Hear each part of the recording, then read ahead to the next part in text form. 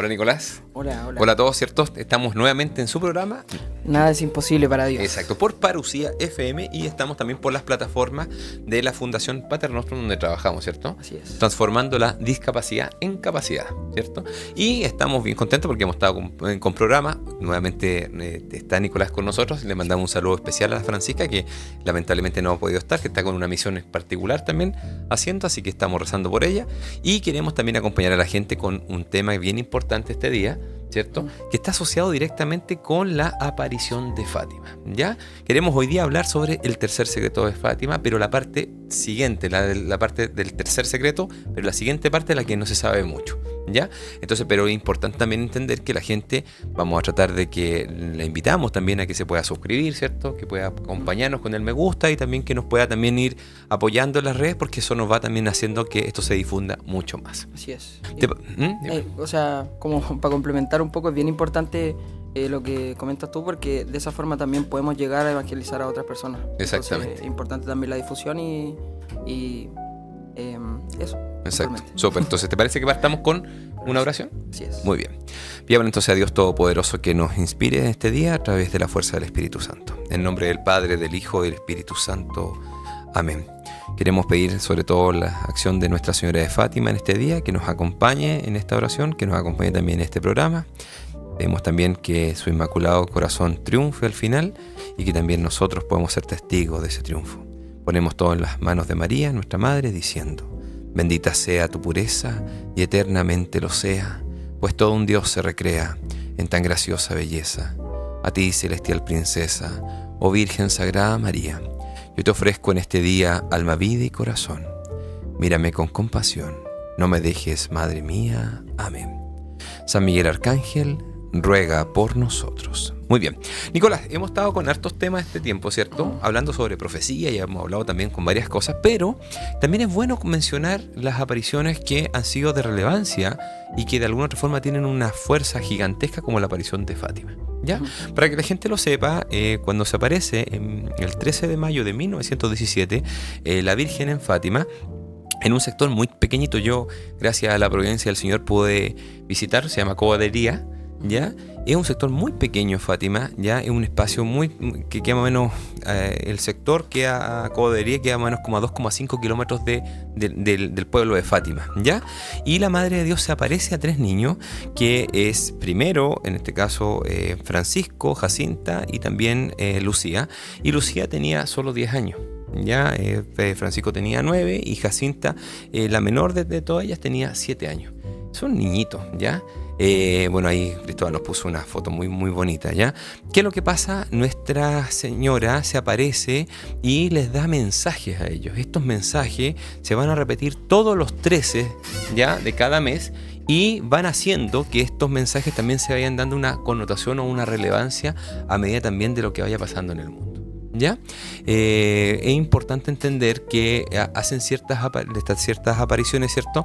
Tiene también ciertos designios o de alguna otra forma misterios que está determinando la Virgen, ¿ya? Y estos misterios, ya, cuando son privilegiados estos niños por haberles dicho estos misterios, ya ellos, cuando veían a la Virgen tenía la posibilidad de hablarle a ellos, y había uno de ellos, que es Francisco, que veía a la Virgen pero no la podía escuchar, ¿ya?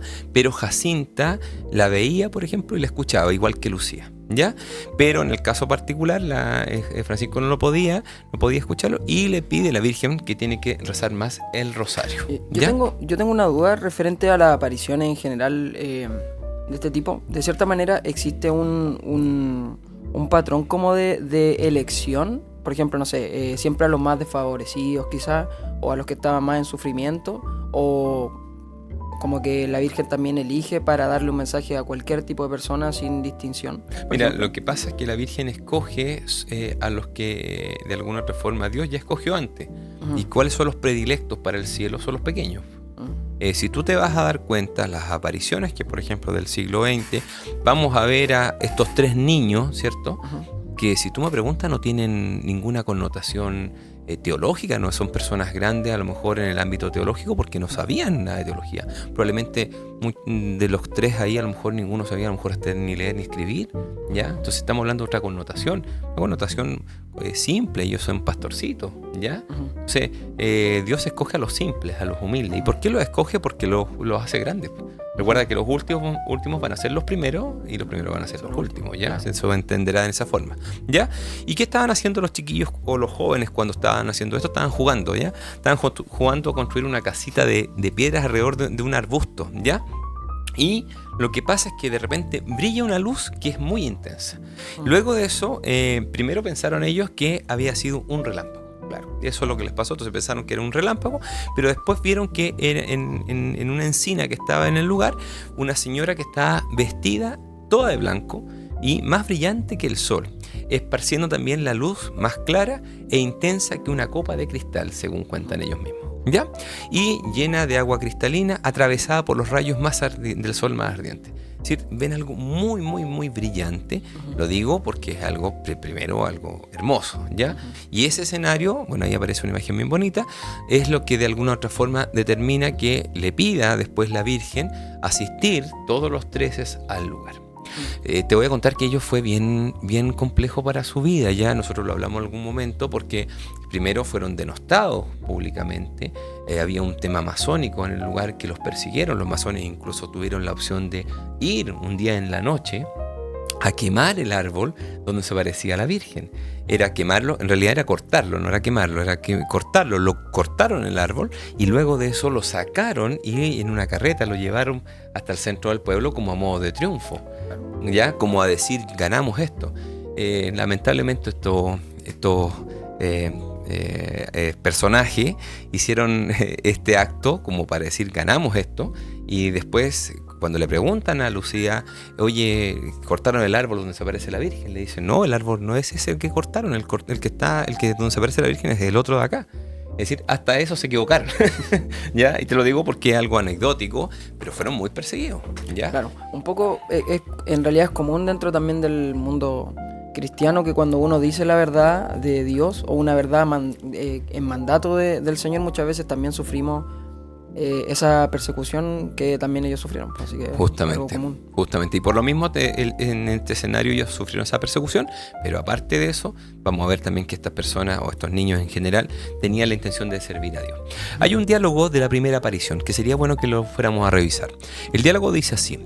Dice, los pequeños sorprendidos se pararon muy cerca de la señora dentro de la luz que la envolvía.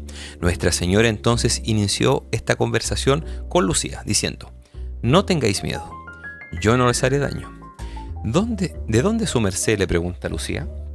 Ya, soy del cielo, le dice la señora. ¿Qué es lo que su merced quiere? Le pregunta nuevamente Lucía. He venido a pedirles que vengan aquí 6 meses seguidos, el día 13, a la misma hora. Después os diré quién soy y yo os quiero. Después volveré aquí una 7ª vez. Y le pregunta a Lucía, ¿yo voy al cielo? Y yo voy a ir al cielo, porque era una niña. Claro, mira, la pregunta que está haciéndole, ¿yo voy a ir al cielo? Y le dice la Virgencita, sí, vas. Y le pregunta, ¿y Jacinta? Dice, también. ¿Y Francisco? También, pero tiene que rezar muchos rosarios. Lucía se acordó entonces de preguntar por 2 jóvenes, amigas suyas, que habían fallecido hace poco tiempo. ¿Ya? María de las Nieves, ¿ya está en el cielo?, le pregunta Lucía. Sí está. Y Amelia, que también era su amiga, estará en el purgatorio hasta el fin del mundo. Mira, es una niña. Claro. ¿Ya? Tú, y ahí bueno, vamos a explicar un poco de qué contexto sería, ¿ya?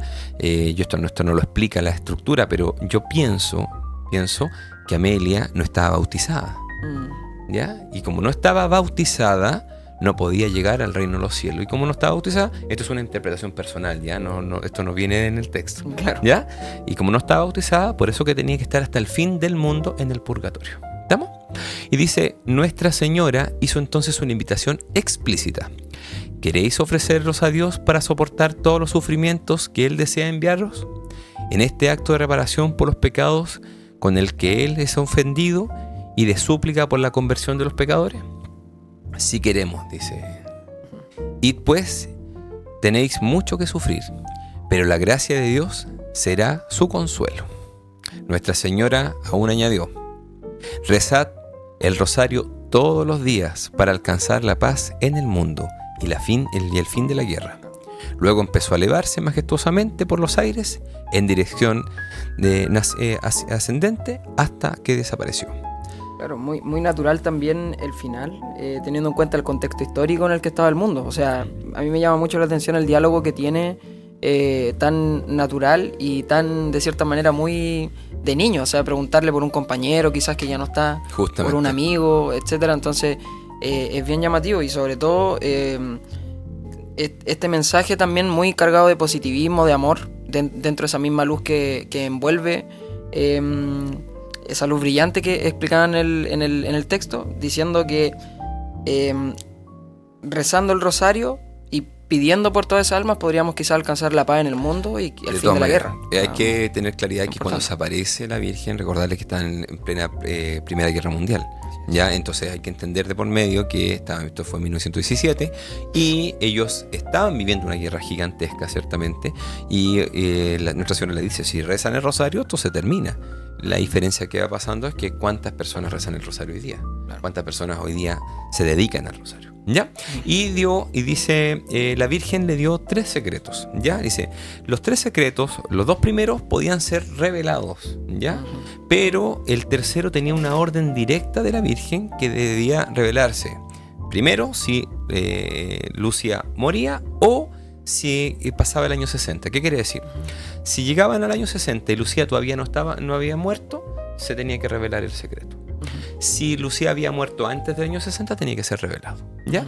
Pero ninguna de las dos pasó, ¿ya? Ya que el Vaticano decidió, en una flagrante desobediencia a la Virgen, no revelar el secreto. En este caso, el Papa Juan XXIII, en su momento, cuando ve este secreto, cuentan los cercanos en el lugar que existe un acto explícito donde dice que él no es profeta de calamidades. Y esto fue en el año 58, donde él dice: yo no voy a revelar este secreto. Entonces, ¿por qué te lo digo de esta forma? Porque esto es una desobediencia directa a una petición del cielo. Recordarle a la gente que Fátima está aprobada por la Iglesia Católica. No es algo como que en algún momento sea una revelación privada que no esté aprobada. ¿Te parece que hagamos una pausa? Sí, por supuesto. Súper. Vamos.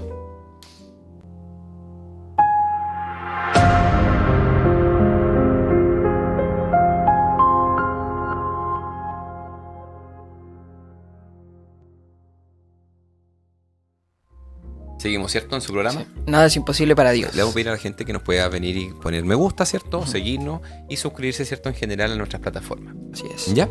Estamos hablando de los secretos de Fátima y estamos haciendo una revisión general sobre los secretos, de dónde venían. Y vamos a hablar primero, obviamente, del primer secreto, porque es importante también que la gente lo sepa qué decía el primer secreto, ¿ya? Los que fueron revelados completamente, ¿ya?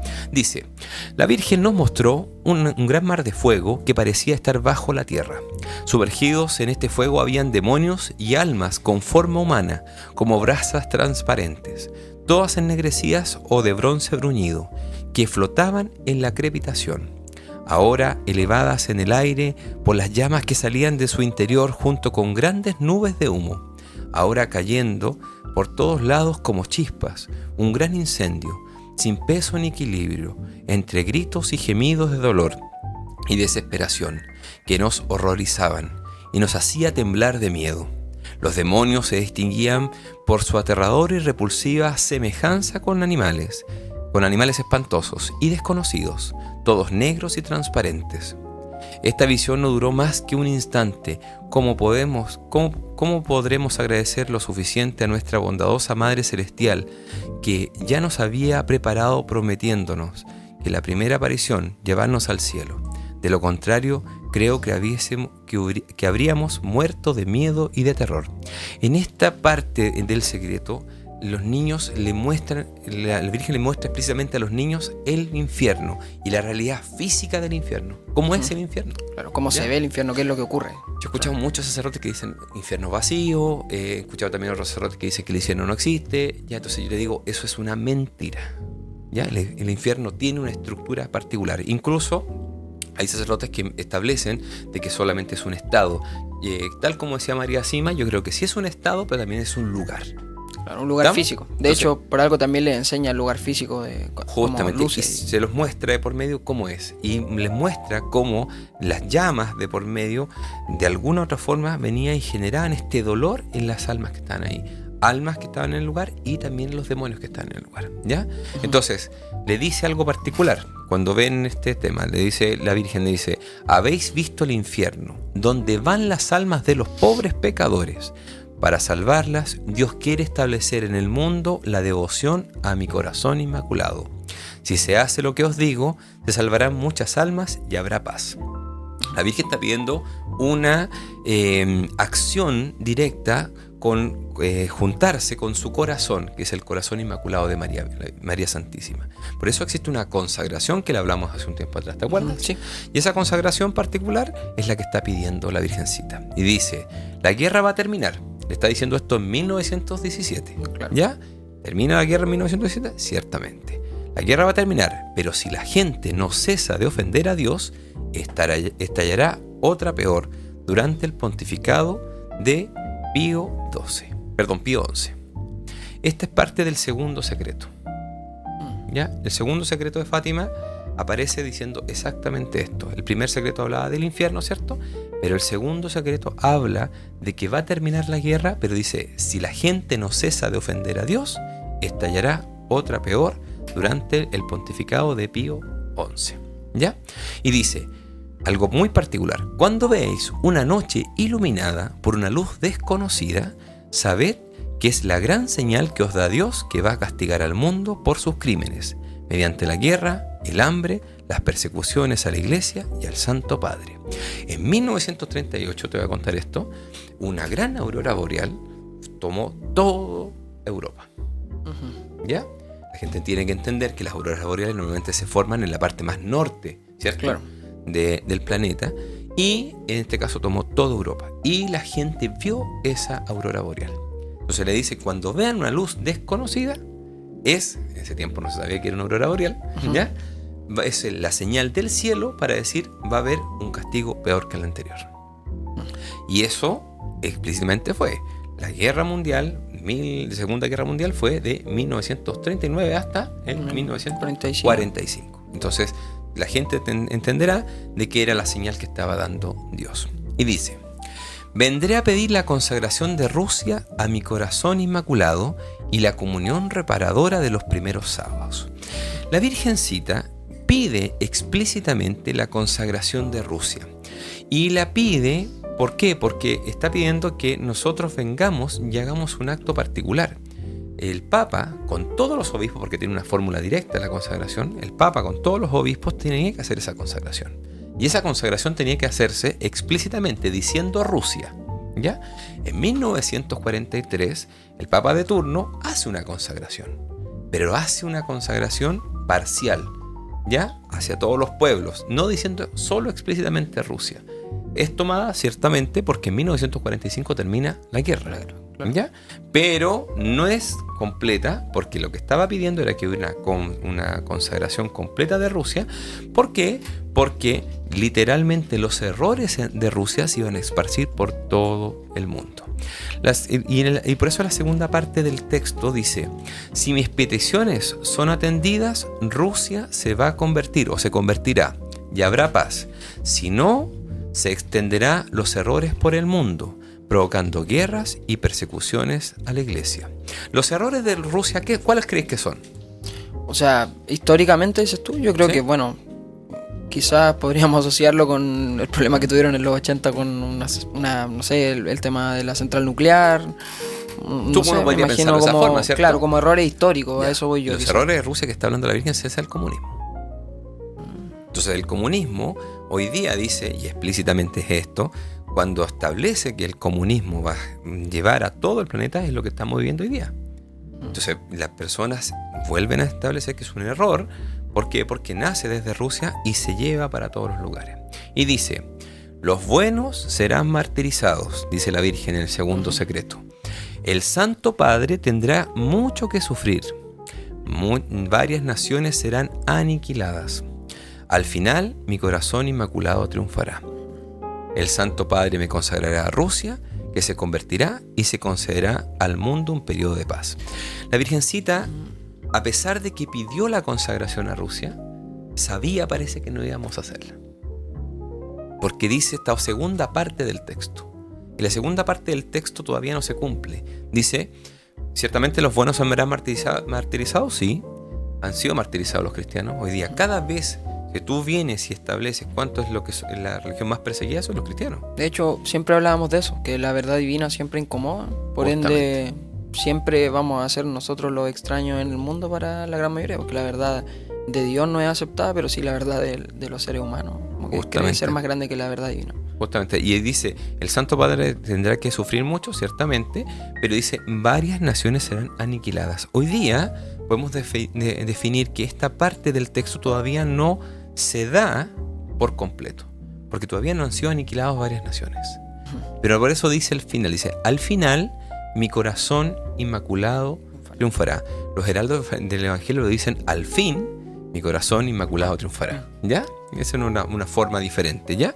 Yo digo, en el caso puntual, decir al final mi corazón inmaculado triunfará está diciendo que tiene que pasar algo muy duro y al final de todo eso, la Virgencita le va a pisar la cabeza a la serpiente. Y dice, el Santo Padre me consagrará en ese momento a Rusia, ¿cierto? Para consagrarlo, y se convertirá.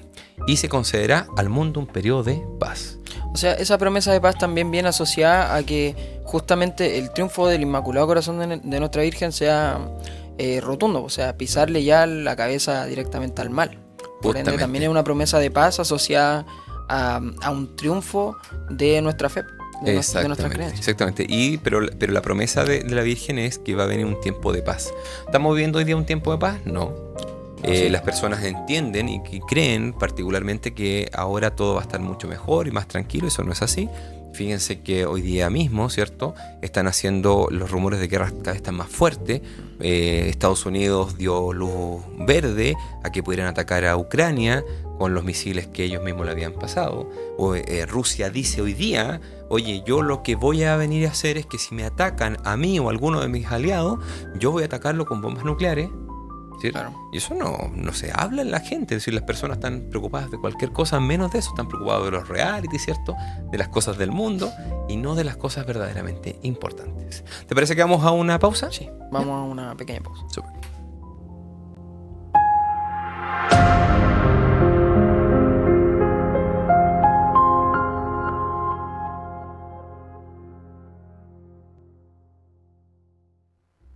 Seguimos, ¿cierto? Acompañándolo en su programa. Nada es imposible para Dios. Muy bien, Nicolás, te aprendiste muy bien el nombre.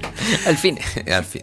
Bueno, la idea es que estamos hablando sobre el secreto de Fátima, ¿cierto? Estamos hablando ahora del tercer secreto de Fátima, ¿cierto? Así es. Queremos venir y decirle a la gente que en la segunda parte del secreto, que a mí se me había olvidado decirle, la Santísima Virgen enseñó a los jóvenes una nueva oración que se hace siempre al final de cada decena del rosario, ¿ya? Y esa se conoce como la oración o la oración de Fátima, ¿ya? Y esta oración de Fátima dice, oh Jesús mío, perdona nuestros pecados, ¿cierto? Sálvanos del fuego del infierno, lleva todas las almas al cielo, especialmente las más necesitadas de tu divina misericordia o infinita misericordia. Amén. ¿Cierto? Sí. Es una oración muy bonita y que obviamente todos los cristianos tenemos que hacerlo. ¿Ya? ¿Tú la haces, supongo, en tu rosario? Sí, por supuesto me la sé ya de memoria. Me llama harto la atención también, me gusta mucho porque, bueno, ya haciendo como un poco la relación con la revelación, como hablábamos al principio, estos niños, los 3 niños también preguntaban por las almas de sus compañeros, las personas que ellos querían, pensando también que eran almas necesitadas, y también esta oración que les enseña hace un hincapié muy importante, que es especialmente lleva al cielo a las almas más necesitadas. Entonces también es un acto como de preocupación por el prójimo muy bonito. Exactamente, y por eso es que está muy lindo y hay que hacerla siempre. Bueno, y el tercer secreto de Fátima, primero vamos a decir cuándo fue revelado. Dice en este caso que el tercer secreto primero generó mucha controversia, ya que no se entregó la versión completa del secreto. Eso es lo primero que pasó. Por lo mismo vamos a hacer nosotros una división, Nicolás. Vamos a hacer una división que va a tener 2 partes del secreto, ¿ya? La primera parte, el año 2000, el 13 de mayo del 2000, el cardenal Sodano, secretario del Estado Vaticano, lo revela públicamente, ¿ya?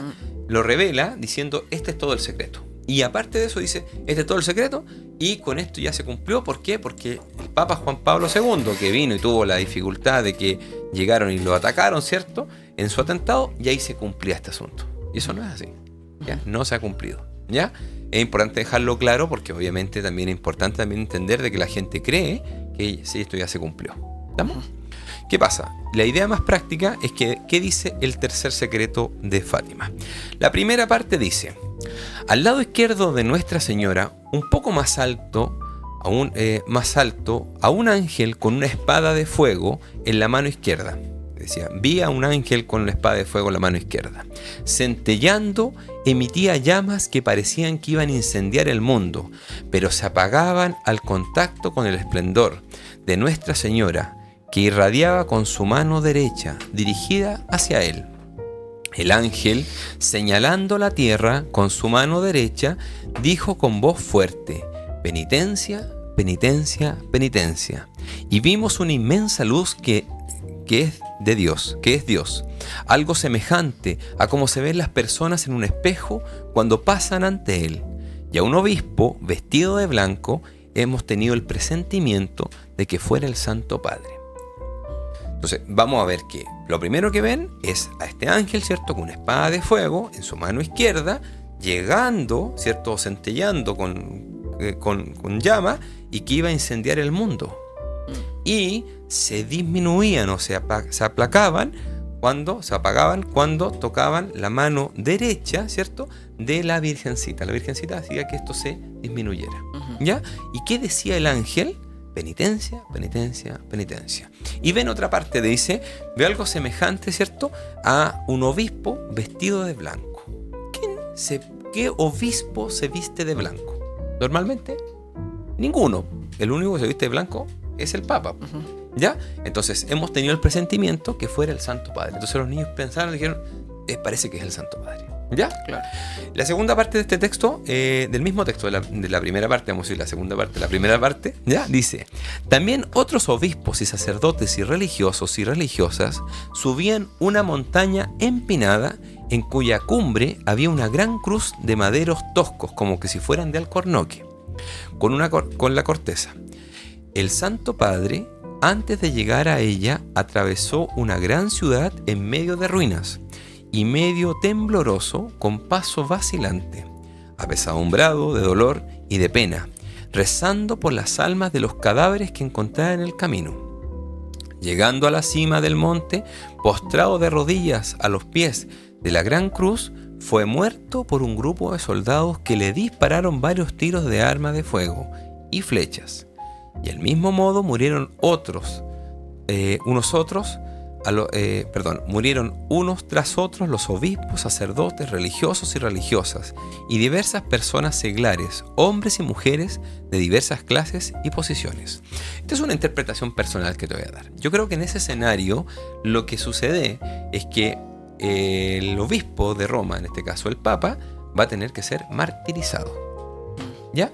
Y con él van a martirizar a muchos sacerdotes, a otros obispos, cardenales, ¿ya? Y también personas en general que son creyentes. Y van a martirizarlos y van a morir en Roma, ¿ya? Dice que va pasando entre medio de los cuerpos, porque aparece de por medio esta imagen, y entonces, y eso yo siempre le pregunto a alguien, si yo veo este asunto, yo estoy viendo un caos gigante. Ciertamente Roma ha pasado cosas duras, pero no necesariamente ha pasado esto, ¿ya? Y dice que llegan a un lugar donde ven una cruz, y esta cruz dice que es como de alcornoque, ¿cierto? Uno podría interpretar que esa cruz explícitamente puede ser una cruz que, si bien es una cruz, pero puede ser una iglesia que no tenga el sustento, porque el alcornoque es algo débil, ¿ya? Claro. No tiene el mismo sustento que la iglesia que tenemos hoy día. Es decir, puede ser una iglesia falsa. Y dice que se arrodillan ante una iglesia falsa y son acribillados. ¿Sí? Yo creo firmemente que el Papa tiene que sufrir y tiene que ser martirizado. Hay otras profecías que hablan directamente que el Papa va a tener que huir de Roma. ¿Ya? Claro. Parte de la persecución también que... Exactamente. Que se promete también, de cierta manera, en las profecías. Que debemos ser perseguidos justamente para que llegue el final de los tiempos y así nuestra Virgen le pise la cabeza la serpiente. Exactamente. Y dice algo particular, dice, bajo los brazos de la cruz habían 2 ángeles, cada uno de ellos con una jarra de cristal en las manos, en las cuales recogían la sangre de los mártires y regaban con ella las almas que se acercaban a Dios. Yo estoy seguro que en este escenario está hablando de los mártires de ese momento, ciertamente, pero también los mártires anteriores. Los bebés abortados, por ejemplo, son mártires. ¿Ya? Las personas que han muerto por eutanasia, también muchas de ellas, las que no es que hayan pedido, sino que las que la hayan eutanasiado, no por decisión personal, también son mártires. Yo creo que también hay gente que ha sido mártir en este tiempo, pero más mártires vamos a tener también en este tiempo cuando sea perseguido el Papa. ¿Pero se refieren a mártires en la fe? Tipo como, mártires en la fe. Claro, como de cierta manera alguien que muere o que deja este mundo cumpliendo una verdad divina o un mandato divino. ¿A eso se refiere el término mártir? Y establece por medio de que son mártires en la fe porque van a morir por Cristo. Por eso su sangre era recogida. Ya era recogida y se regaba de por medio. Y hay algo particular, no sé si te das cuenta con qué explícitamente venían y mataban al Papa. El Papa decía que fue muerto por un grupo de soldados que le dispararon varios tiros de arma de fuego y flechas. Hoy día ocupamos flechas para... Nos ocupan flechas, entonces... Ni para cazar. Exacto, ni para cazar. Entonces yo podría decir que en este caso es una metáfora para determinar que no está hablando directamente solamente de daños físicos que sean asociados con armas, sino que pueden también ser daños, por ejemplo, verbales, donde las flechas pueden ser las palabras, ¿ya? Si también han muerto personas que los van a denostar públicamente. Claro. ¿Ya? Entonces puede tener también esa connotación. Claro, como a lo mejor también puede referirse a una muerte no solo física, sino que también una muerte social. Una muerte social, ciertamente puede haber también esa situación. Yo creo que en este caso tiene las dos cosas. Muerte física y muerte social también. ¿Ya? ¿Te parece que vamos a la última pausa y terminamos con la segunda parte del secreto de Fátima? Vamos.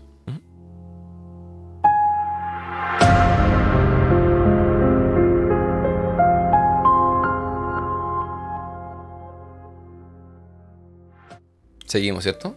Sí, así es. En nuestro programa Nada es imposible para Dios. Exacto. Estamos hablando de las partes del secreto de Fátima y vamos ahora a hablar sobre la segunda parte del tercer secreto. Ya, la que no fue revelada particularmente en el tiempo de Sodano.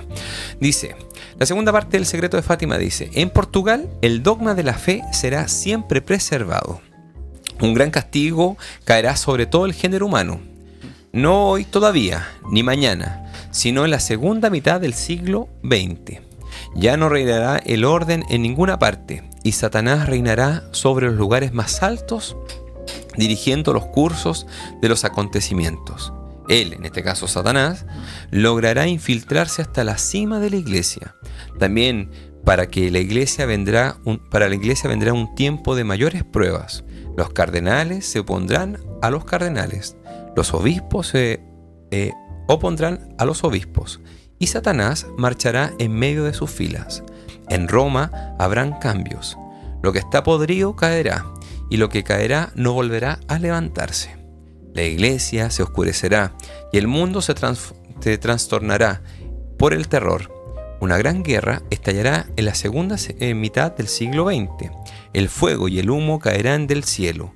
Las aguas de los océanos se convertirán en vapor, lanzando su espuma hacia el cielo, hundiendo todo. Millones y millones de hombres perderán la vida de una hora a otra. Y los que queden vivos la envidiarán a los muertos. La muerte reinará en todas partes, por los errores cometidos, por los insensatos y por los partidarios de Satanás, que entonces, y solo entonces, reinará sobre el mundo. Aquí yo te quiero dejar algo claro, ya las personas vienen y van a establecer el tema de que esto habla de una guerra en la segunda mitad del siglo XX. Hay una guerra que tenía que partir el año 84 y que no partió el año 84, producto directamente por una consagración que hizo el Papa San Juan Pablo II. No parte y se retrasa. ¿Ya? Profecías puntuales, por ejemplo el padre Stefano Goy, qué sé yo, y otros sacerdotes en general han dado profecías puntuales donde se retrasó esto.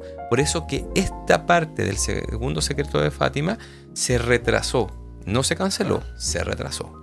Pero la guerra que está hablando acá tiene que existir, que es la que tenemos que hacer ahora, tiene que pasar ahora. Claro. ¿Ya? Ya tiene que suceder ahora. Me llama harto la atención también esa parte donde habla de dentro de la misma, de nuestro mismo núcleo, que los cardenales, por ejemplo, se van a poner entre ellos porque entre ellos va a reinar el mal, me imagino. Justamente. Y lo que va a suceder es algo más complejo.